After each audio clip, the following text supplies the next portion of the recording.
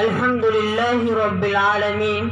والصلاة والسلام على سيد الأنبياء والمرسلين وعلى آله وصحبه أجمعين إلى يوم الدين. محمد رسول الله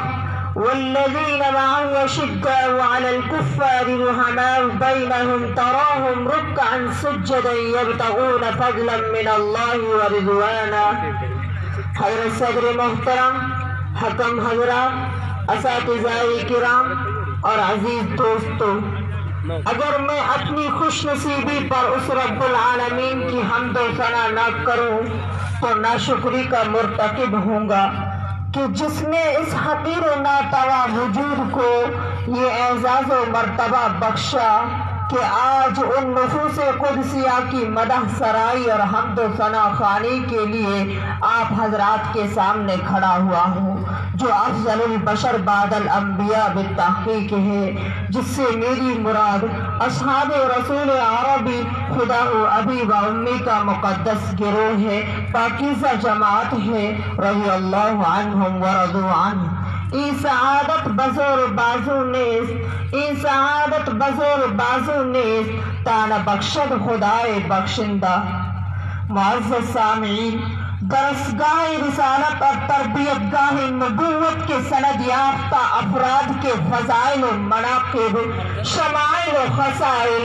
جاہ و منصب، مقام و مرتبہ، عظمت و جلالت، شان و شوکت، قدر و منزلت، عزت و رفعت کو دیکھنا ہو تو آپ قرآن و حدیث پر غور کیجئے.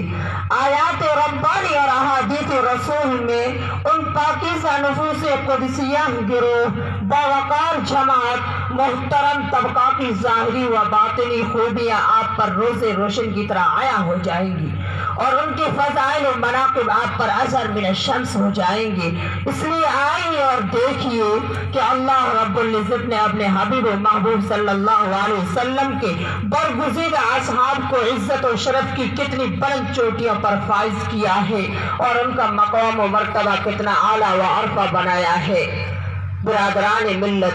ذرا اس آیت کی روشنی میں سرکار دو عالم صلی اللہ علیہ وسلم کے صحابہ کرام کی زندگی کا مطالعہ کیجیے کہ دشمنان اسلام کے ساتھ ان کا کیا معاملہ تھا اور اپنے دینی بھائیوں کے ساتھ ان کا کیا رویہ تھا. تاریخ گواہ ہے کہ جب جب باطل پرستوں نے عظمت اسلام کو للکارا، آفتاب رسالت کو بجھانے کی سازش کی اور قصر دین و ملت پر یلغار کی کوشش کی تو اصحاب رسول دشمنوں پر قہر و غضب بن کر ٹوٹے، برق تباہ بن کر نازل ہوئے، شیر بدر بن کر جھپٹے اور راہ حق میں آنے والی تمام رکاوٹوں کو ٹھوکروں میں اڑا دیا. باطل کے سائل روا کے سامنے سد سکندری بن گئے، طاغوتی طاقتوں کے یلغار کے سامنے سینہ سپر ہو گئے، قصر اسلام کی حفاظت کی، پرچم توحید کو بلند رکھا، اسلام کی طرف تیری نظروں سے دیکھنے والوں کی آنکھیں نکال لی، ان کی دینی حمیت و خودداری اور رسول خدا صلی اللہ علیہ وسلم سے محبت و شیفتگی،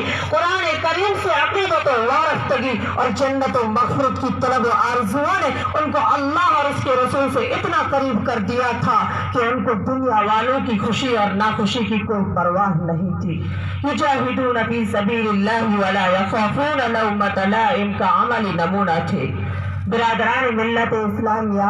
اصحاب رسول صلی اللہ علیہ وسلم کو عند اللہ جو مقام و مرتبہ حاصل تھا اس کا تصور دنیا کا کوئی فرد نہیں کر سکتا. اللہ تعالیٰ نے ان کے ایمان کو معیار حق قرار دیا، ان کی محبت کو ایمان کا جز بنا دیا، ان کی پیروی کو سرمایہ نجات بنا دیا، اس لیے کہ اللہ تعالیٰ نے ان کو قدم قدم پر آزمایا تھا، آزمائشوں سے گزارا تھا، ان کے ایمان کو جانچا تھا، ان کے اعمال کو پرکھا تھا. اگر ان سے کوئی غلطی ہو جاتی، خطا ہو جاتی تو فوراً عفو و مغفرت عطا کر دیا تاکہ دنیا والے ان نفوس قدسیہ کو ہدف ملامت نہ بنا سکے. مگر پھر بھی دنیا میں ایسے کجرا و ناقبت اندیش افراد پیدا ہو رہے ہیں جنہوں نے اصحاب رسول صلی اللہ علیہ وسلم کو ہدف ملامت بنایا. کیا ان کی نگاہوں نے ان آیات کو نہیں دیکھا؟ وَلَكِنَّ اللَّهَ حَبَّبَ إِلَيْكُمُ الْإِيمَانَ وَزَيَّنَهُ فِي قُلُوبِكُمْ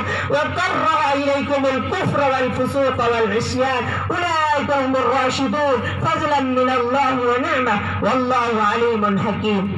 بھائیو،